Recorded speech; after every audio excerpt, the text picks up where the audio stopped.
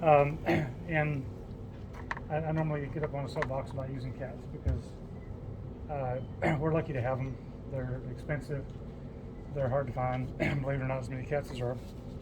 But they really show things better than anything else. So we are going to use this specimen for our purpose. And just to show you a few things, you'll see some strings up here in the neck if the cat was not hung. And you'll see some stitches over here in the side that actually have torn. So we got some liver sticking out there. Since they're large animals, we have to cut the abdominal cavity open so that the preservative will get in there. And then we actually use this, they're injected with dye. So you see some blues and some reds. Okay. So it's a latex dye that's injected into the arterial and venous system, again, to help us see things. So I'm going to start up here. And I'll start by making this incision just kind of right like so. I want to make sure I don't go too deep on the abdominal musculature because it's fairly thin in most places. Is that driving you all crazy? There's a ghost over there. He's got this.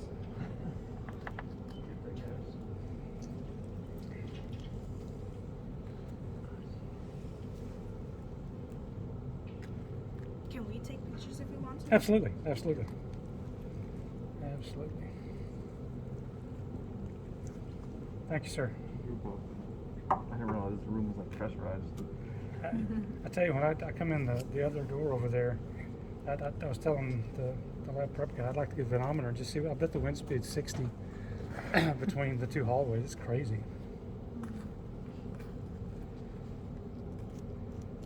We're going to leave this. I'm just going to get it open for now. It's disgusting.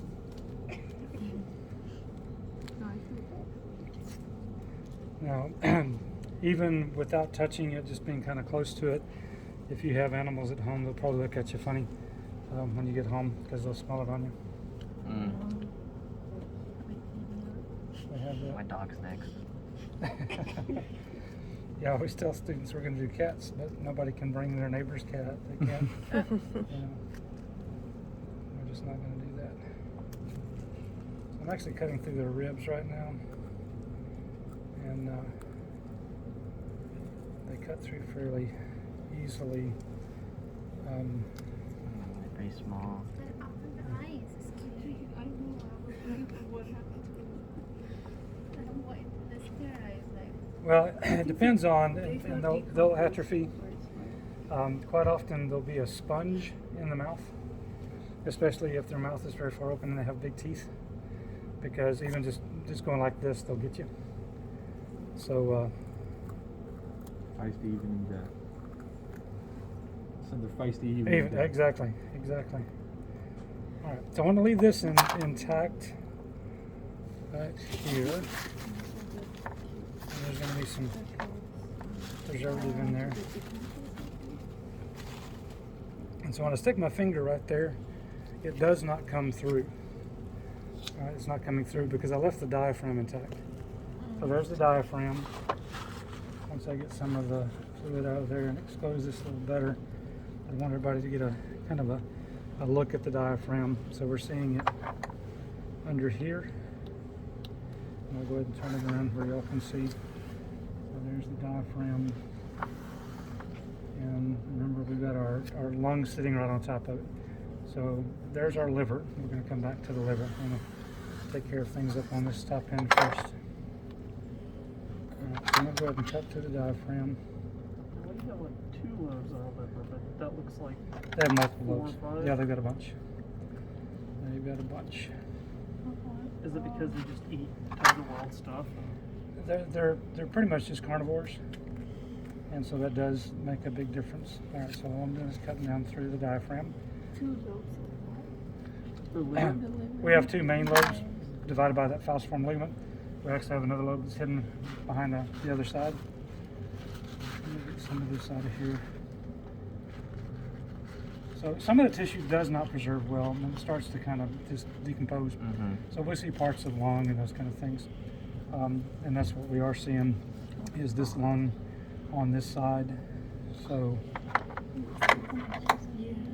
this is part of the lung here, and there's lung, and then this over here is lung as well. And again, it just sits right on top of the diaphragm, just like ours. This lobe of it is gone, but this is intact over here. There's our heart in the pericardium, so that'll be cool. We'll open that up in just a second. Let me go ahead and go up to these muscles up here. The chemical is so strong. Stop smelling it. Lucky. Well, it doesn't bother me. It bothers some people. I don't even notice it. And yeah,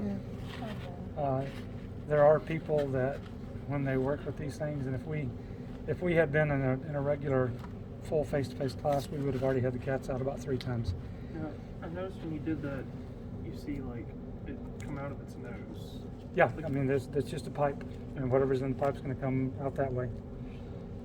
So there's the.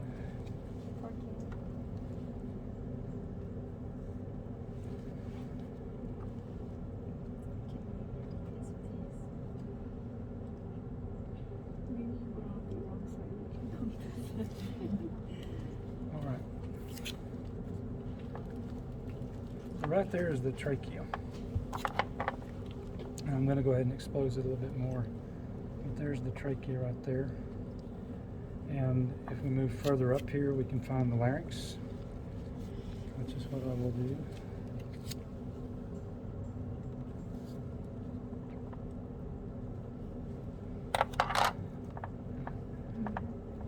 So there's the trachea, and there's the larynx, and it's real rigid right there.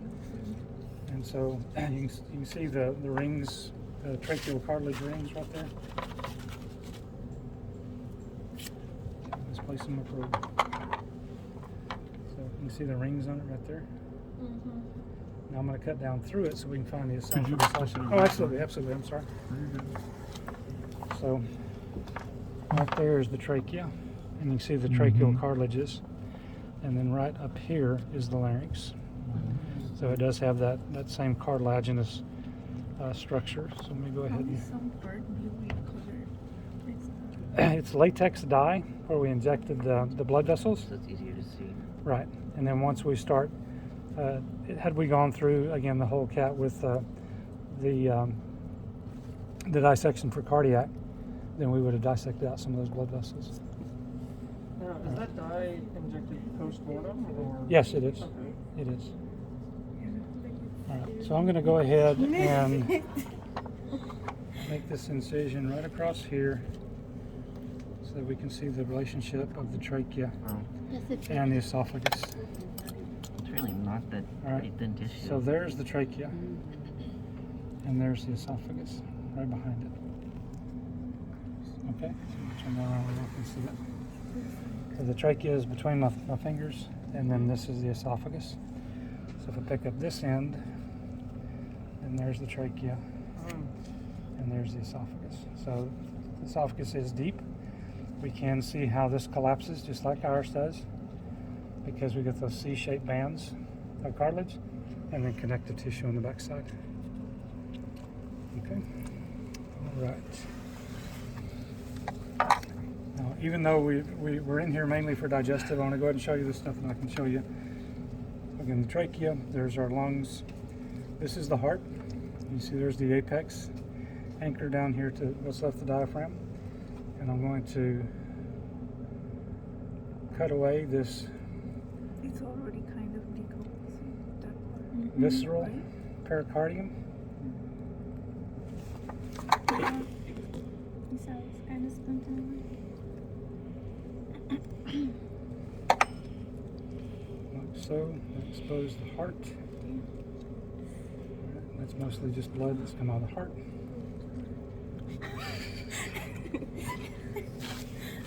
Nicely played. And there we can see the auricles. So there's an auricle, and there's an auricle. Okay, so those are both auricles there. And then this is the pericardium that we're and I'm cutting through. But some of the heart just is not doing well at all. All right. Was on video and I thought it was video. Okay. So let's go ahead and move down here. So our esophagus is going to come down and penetrate the diaphragm, right? And come down to the stomach. We can't see the stomach right now. What we're seeing is this is liver. There's our gallbladder. I'll expose it in just a second. This is the spleen over here. So again, liver, gallbladder, which is tucked right up under there where the green is. And then the stomach is up under here, and the spleen. So let me go ahead and pull this back.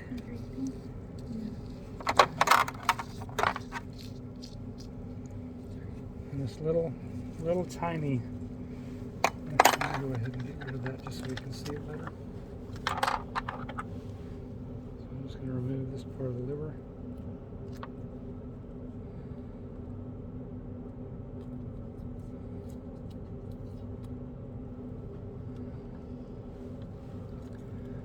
And then we see the little bag right there that is the gallbladder. Okay, I'll turn it around here where y'all can see it. So this is the gallbladder, the bag right there. Okay, kind of tucked up underneath there. All right. This is the greater omentum, and what I'm going to have to do is I'm going to have to kind of peel it back. So I've got to find the pieces of it and kind of peel it back because it's tucked under there. Oh wow. So this is the greater omentum, and again, it's kind of a drape that goes over intestines. I just saw it was tucked up under there, right?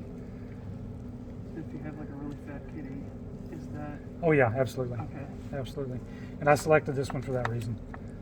Some of them have a lot of fat, and then it takes time to get through all of that fat, even on the musculature. All right, so let's go ahead and get this out of our way. And then this is our stomach, and it's full of something. So we're gonna cut it open and see what it's full of, just because we have to, right? I will warn you, some of these cats are feral, some of them are house cats. We've got some that have been declawed and chipped and shot and all kind of other things. So often what you feel in there is just mushy cat food. And this has some structure to it. So it could be something bony, a bird, a mole, a vole, or something like that. See what their last meal was. And it could also be, I had one cat that I opened up, and I picked the male on purpose because sometimes we find kittens in the females, and we're not quite ready for that. So, and I found them the size of like a peanut all the way through, I mean, just within a few days of being born. So, no. I like cats, and I've had cats. I don't presently have a cat. Last cat I had lived to be 18 years old, and got him when he was a kitten. So I do like cats, but one single female unspayed cat, if she reproduces every time she's capable, and if she has a normal full-size litter every time she has, and all of her offspring do the same, that one cat will be responsible for about 11 million cats. So a lot of places, and I'm not sure about Austin, a lot of places have feral cat programs where you trap the cat, take them in, they'll neuter or spay them, and then they'll ear clip them and then release them. And then that way they live their best life. And then when they see the ear clip, they know they don't have to catch that one. Pretty popular at college campuses. Because, I know Hawaii, they euthanize them. yeah, and a lot of places do. Yeah. New Zealand has a huge problem, and they're basically killing everything. They're very good predators. Very good predators. All right. So before we open that up, I'm going to go ahead and go down the rest of it. And so the stomach should empty into what? The duodenum. All right. So there it is right there. So here's our stomach stomach's coming over. Small intestine. There's our, we're going to use our words. There's the proximal portion of the small intestine, which we call the duodenum, right? And then as we go through, it's going to be jejunum and then eventually ileum. And then once we find the cecum, then we can find the ileocecal valve, which is right here. And I know that just because I've done this a few times. But before I do that, I want to show you the mesentery, because the mesentery is always pretty cool.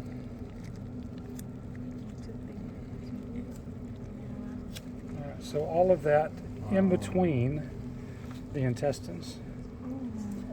Okay, so that's all mesentery. And so we've got fat there, we've got blood vessels there, we've got lymphatics there. And so it's all kind of from a central base. But you can't explain it as good as you can once you've seen it. So that's the mesentery. All right, and then there's our, I'll find it again. There's where our small intestine joins our large intestine. And as I mentioned, they don't have an appendix. So this is the cecum. There's nothing in the cecum, so that's better news. How do you differentiate the ileocecal valve? Well, you see the diameter of this going in and this going into this Okay. pouch. But we're going to open it up and we'll actually see the ileocecal valve. It's a little sphincter looking thing. And if you've ever seen the movie Evolution, it's a classic. Not really. David Duchovny's in it, and there's a giant blob from outer space that's taking over the world, and they figure out the only thing that will kill it is selenium. And I so, know what there you that go. is. And so it'll come back to you, and I'm sorry for that. Okay. All right. So let's go ahead and start. Let's start up at the stomach. You said tape. And once there's our large intestine. This is going to be our transverse that's going over. And then it's going to come down this way. And so that's our large intestine. That's going to the rectum and the anus. Let me go ahead and show you a kidney while I'm here. So there's one of our kidneys right there. Let me see if this one's better. This one's blown out a little bit, but I think we can... Let's go... That one's atrophied. Let's go with this one. So let me make an incision right here through the peritoneum. One of the most efficient dissection tools is actually your finger. So there's our kidney. There's our little kidney-shaped kidney. It's like kidney bean. It does, right? So there's our kidney. And we can see the renal artery and renal vein going back, and I'll expose the aorta and the inferior vena cava in a little bit. Okay. So let's go back to our stomach. Just a second. He's excited to pick up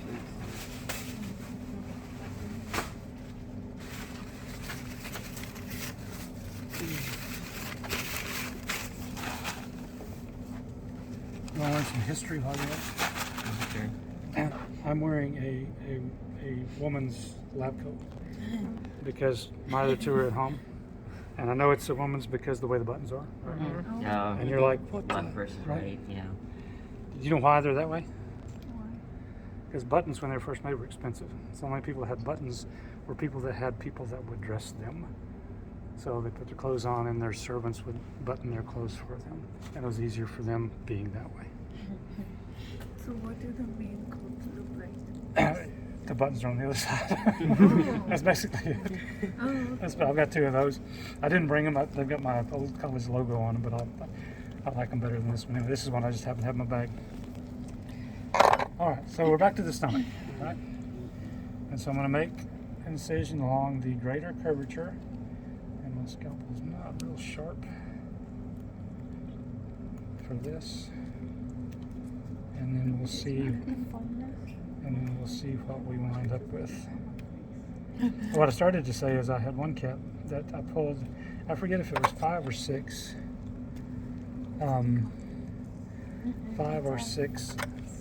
hair ties, like ponytail ties. So that was obviously somebody's cat, and they like to chase those things around and eat them. That's nice. It is nasty, isn't it? You wouldn't want to look at the inside of your stomach either. Not just you. I mean, any of us.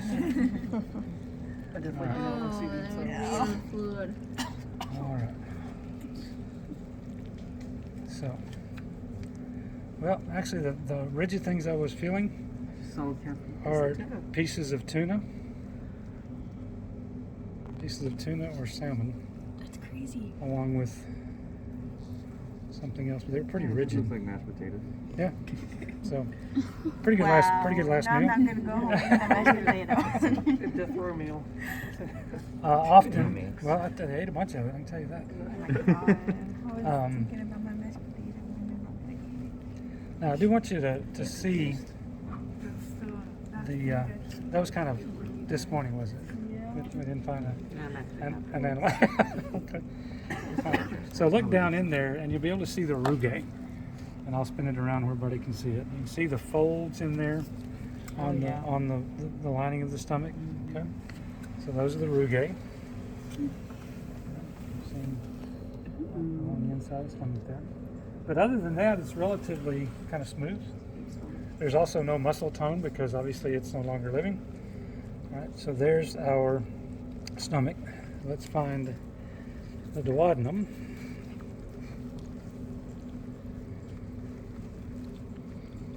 Make sure I'm going the right direction here. Okay. So now I'm going to make an incision along this outer margin of the duodenum as well. And the reason I want to do it is because when we start looking at, and there's going to be some chyme in here, but that's okay. We can get rid of the chyme that's in there. And obviously some bile. That looks like the surface of the tongue. And we also have a parasitic roundworm. Oh wow. Explains why it's so skinny. So it's It's a worm. we find worms in them pretty frequently. It's not a very big one. Oh, there's another one. Yeah, right there. Yeah, sure it is. Yeah. Right there. I have found some. I mean, cats have just been loaded with them. But when you look at the lining of the duodenum, it looks kind of fuzzy or furry, Mhm. right?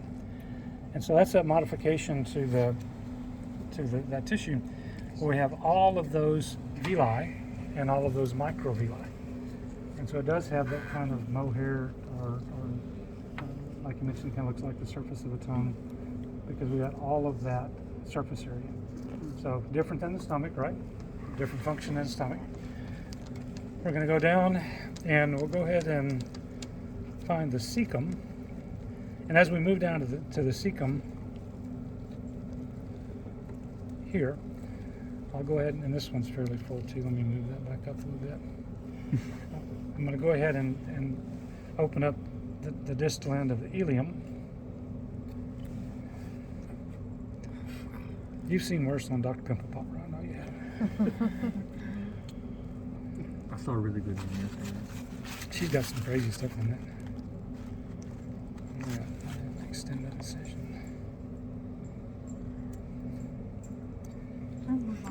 Right, that's what I thought. My face. So we still see some microvilli there, not near as much as in the duodenum, but the extension of that is going to be the same. So that's our ileum. Let me open up the cecum here.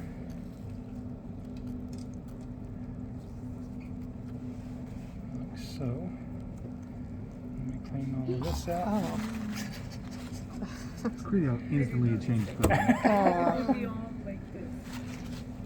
All right. And I have to go right there because there's the ileocecal valve. All right. So it looks like a little sphincter, right? Oh. And so that's where the ileum right there empties into the cecum. You see What how did you just scoop out? chyme, aka soon to be cat poop. Not quite there, but yeah. You're getting pretty close. Yeah. But I mean, you can see the ileocecal valve there, and it goes right out into the ileum, and where I made that incision. Okay, so that's the connection right there. All right. And then we go down to the large intestine. It's the guy in the lap prep area. If it's relevant, why does cat poop smell like ammonia? Well, it depends. It depends on their diet for one, and two, there's a lot of nitrogenous waste in there, just like with ours. So it can have. There's another worm. It can have.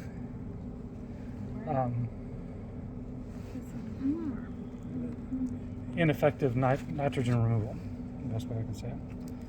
All right, so that's our large intestine, and you see again, it's fairly smooth. All right, so it's fairly smooth, going back to our structure and function relationship. Okay. All right. Any questions on any of it? Do you want to see anything else on that? Anything you haven't? Thank you. Anything you haven't seen as good as you'd like to?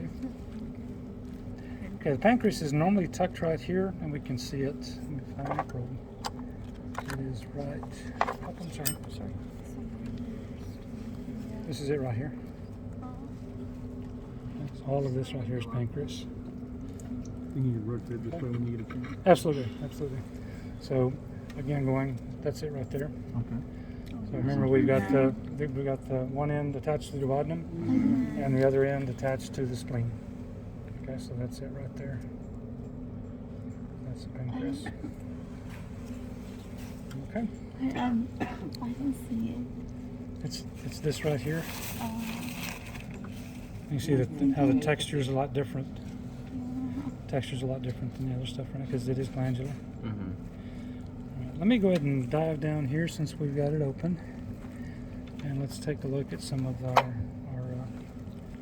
vasculature.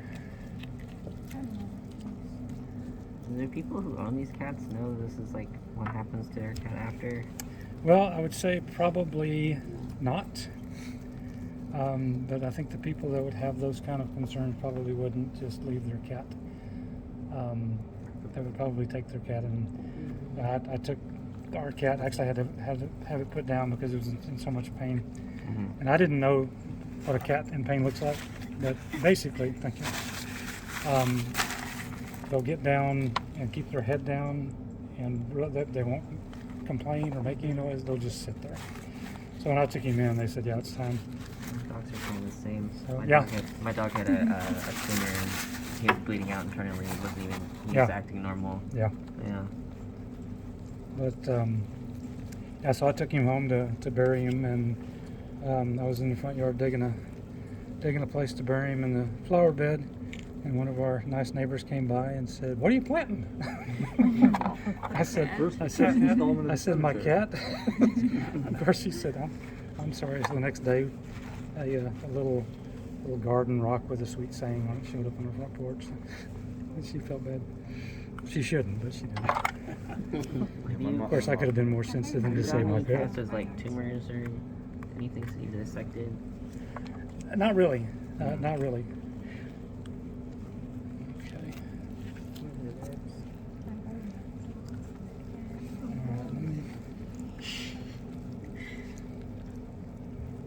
Alright, let's go up this way. This is a sound y'all aren't going to like. But, I'm sorry.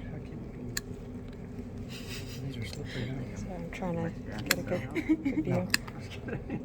Sounds like no clip. Those are ribs. Yeah, I know. I've heard worse in my own bones. Yeah, true. Whenever I stand up. It doesn't get any better. That's what they tell me. It just doesn't get any better. Not looking forward to it. Alright, well, as my dad used to say, every day above dirt's a good one. So, alright, so right.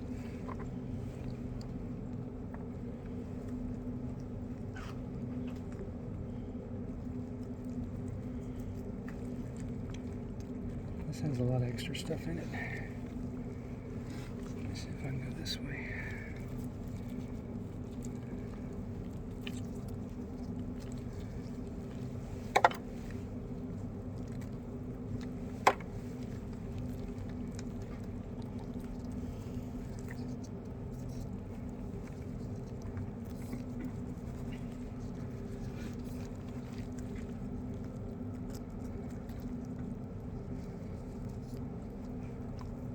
Alright, so this right here is the descending aorta.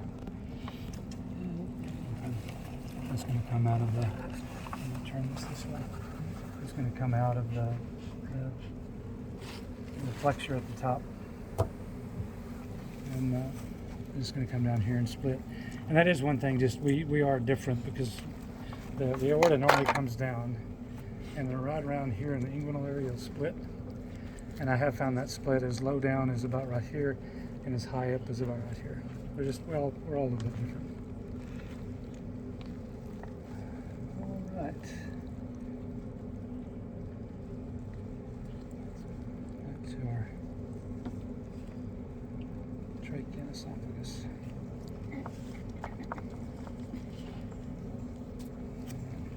I think that's a pretty good indication of those C-shaped bands right there. You see how they're kind of wrapped around each other to keep the trachea open. Let's see.